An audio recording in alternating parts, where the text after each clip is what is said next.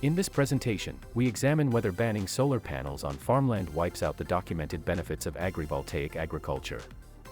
Agrivoltaics is more than a technological idea, it is a proven agricultural practice that relies entirely on the presence of solar panels above crops to create a protective microclimate. This opening slide sets up a clear question with a clear scientific answer, and the rest of the presentation walks through the evidence. Yes.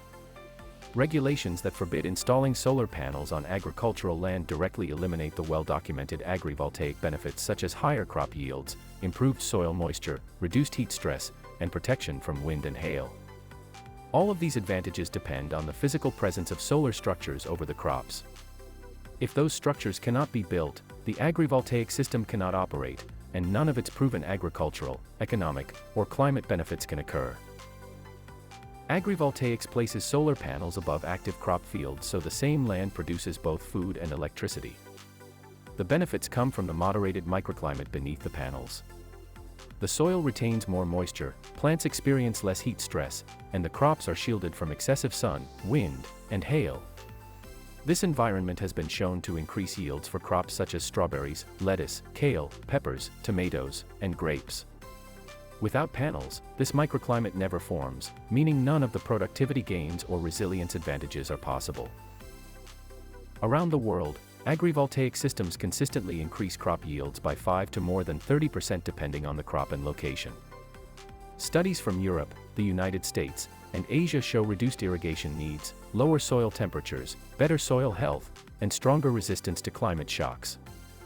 Every one of these outcomes depends entirely on the presence of solar panels shading the crops. Without the panels, the benefits do not appear. Canadian research confirms the same pattern.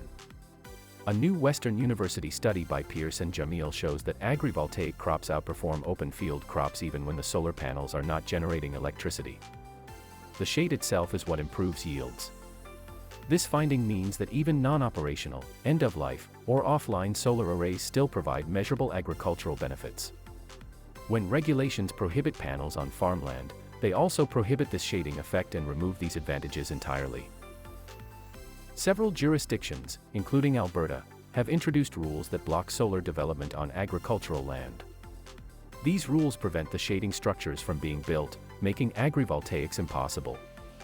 They also cut off a valuable revenue stream for farmers, eliminate a tool that increases food production during severe weather, and ignore international standards that treat agrivoltaics as a distinct dual-use land system. Because agrivoltaics cannot exist without its solar infrastructure, these regulatory bans eliminate the practice at its foundation. Yes, it is true.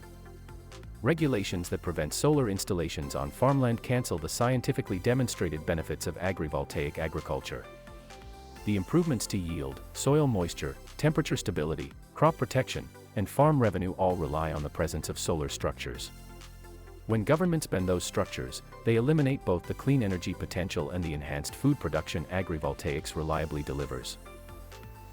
This presentation draws from several key studies and institutions. Baron Gafford and colleagues provided foundational research demonstrating agrivoltaics' ability to improve yields and water efficiency. The International Energy Agency contributed global analysis on dual land-use systems and performance results.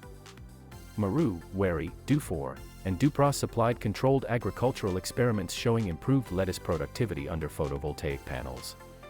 Pierce and Jamil offered Canadian data proving that shading improves yields even in the absence of electricity production.